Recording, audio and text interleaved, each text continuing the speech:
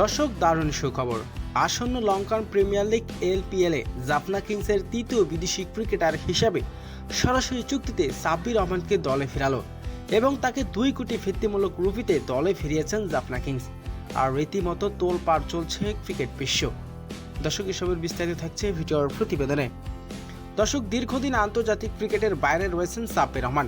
জাতীয় দলের জার্সি তাকে নিয়মিত দেখা না গেলেও ফ্রাঞ্চাইজি ও ঘরোয়া ক্রিকেটে তার চাহিদা একটুও কমেনি, বরং ব্যাট হাতে ধারাবাহিক পারফরমেন্স দিয়ে রীতিমতো বরাবরের মতো প্রমাণ দিয়েছেন বড় বড় মঞ্চে এখনও তিনি কার্যকরী একজন ম্যাচ উইনার। সাম্প্রতিক সময়ে বিভিন্ন টি-20 টুর্নামেন্টে সাব্বির রহমানের ব্যাট থেকে এসেছে বড় বড় সব ইনিংস। বিশেষ করে মিডল অর্ডারে নেমে তার অগ্রসী ব্যাটিং এবং 200-এরও বেশি স্ট্রাইক রেটে রান করার ক্ষমতাও নজর কেড়েছে দলগুলোর।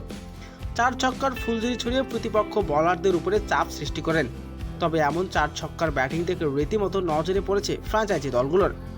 টি-20 লিগে সাব্বির রহমানের নজর থাকছে জাফনা কিংসের দিকে। তবে সবাইকে এবার চমক দিয়ে সরাসরি চুক্তিতে সাব্বির রহমানকে দলে ফিরিয়েছেন তারা এবং তাকে রেকর্ডবিহীন মূল্য দিয়েছেন জাফনা কিংস। প্রায় 2 কোটি ভিত্তিমূলক রুপিতে সাব্বির রহমানকে দলে নিয়ে রীতিমতো চমকে দিয়েছেন ক্রিকেট বিশ্বকে। তবে এলপিএল শুরু হওয়া মাত্রই সাব্বির রহমান শ্রীলঙ্কার উদ্দেশ্যে উড়াল দেবেন এবং জাফনা কিংসের হয়ে এবার মাঠ মাতাবেন এই hard hitter batsman Sabbir Rahman.